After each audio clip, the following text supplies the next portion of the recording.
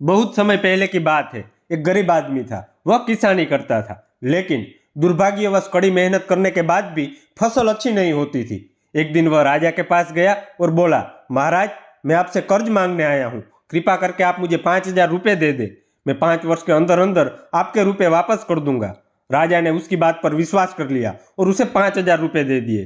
5 वर्ष बीत जाने के बाद भी जब उस व्यक्ति ने राजा के 5,000 रुपये नहीं लौटाए, तब राजा ने सैनिकों को वहां भेजा, लेकिन वह व्यक्ति वहां नहीं मिला।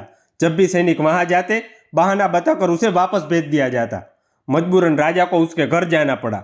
वहां और कोई तो नहीं दिखा, लेकिन उसकी छोटी लड़की बैठी हुई थी। राजा ने उससे पूछा, तुम्हारे पिताजी कहाँ है? लड़की बोली, पिताजी स्वर्ग का पानी रोकने गए हैं। राजा ने फिर पूछा, तुम्हारा भाई कहाँ है? लड़की बोली, बिना झगड़ा के झगड़ा करने गए हैं। राजा की समझ में एक भी बात नहीं आ रही थी, इसलिए वह फिर पूछता है, तुम्हारी माँ कहाँ है?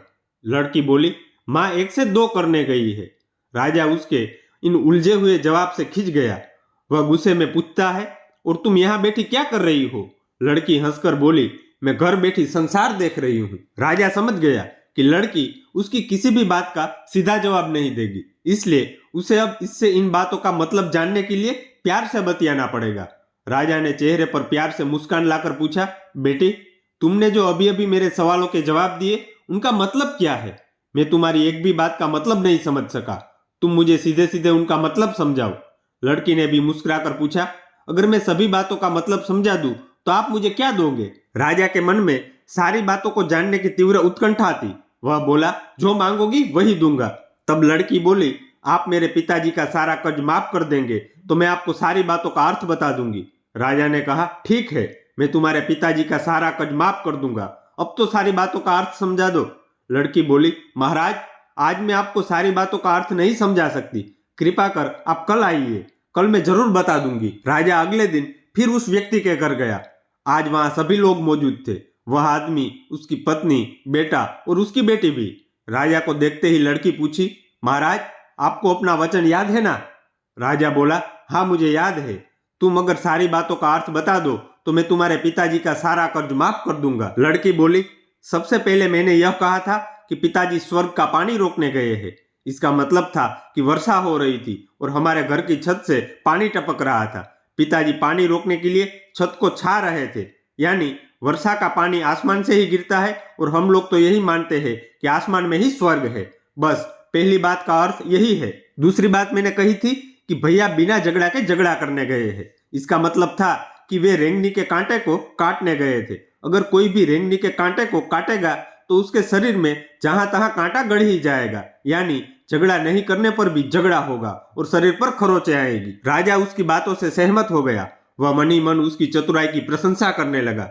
उसने उत्सुकता के साथ पूछा, और तीसरी चौथी बात का मतलब बेटी? लड़की बोली, महाराज, तीसरी बात मैंने कही थी कि माँ 1 से 2 करने गई है। इसका मतलब था कि माँ अरहर दाल को पीसने, यानी उसे 1 का 2 करने गई है। अगर साबुत दाल को पिसा जाए तो 1 दाने का 2 भाग हो जाता है, यानी यही था कि 1 का 2 करना।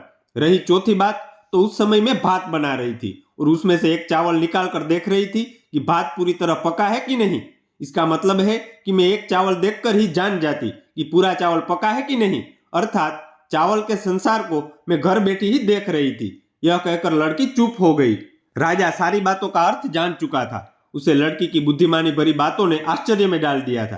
फिर राजा ने कहा, बेटी, तुम तो बहुत चतुर हो, पर एक बात समझ में नहीं आई कि यह सारी बातें तो तुम मुझे कल भी बता सकती थी, फिर तुमने मुझे आज क्यों बुलाया? लड़की हंसकर बोली, मैं तो बता ही चुकी हूँ कि कल जब आप आए थे तो मैं भात बना रही थी। अगर मैं आपको अपनी बातों का मतलब समझाने लगती तो भात गीला हो जाता या जल जाता, तो माँ मुझे जरूर पीटती।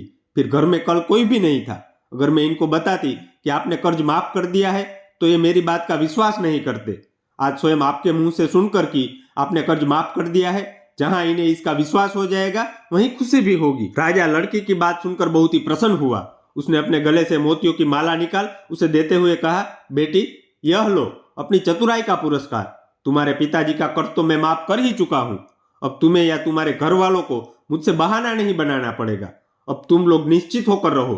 अगर फिर कभी किसी चीज की जरूरत हो तो बेझिझक होकर मुझसे कहना। इतना कहकर राजा लड़की को आशीर्वाद देकर चला गया। लड़की के परिवार वालों ने उसे खुशी से गले लगा लिया।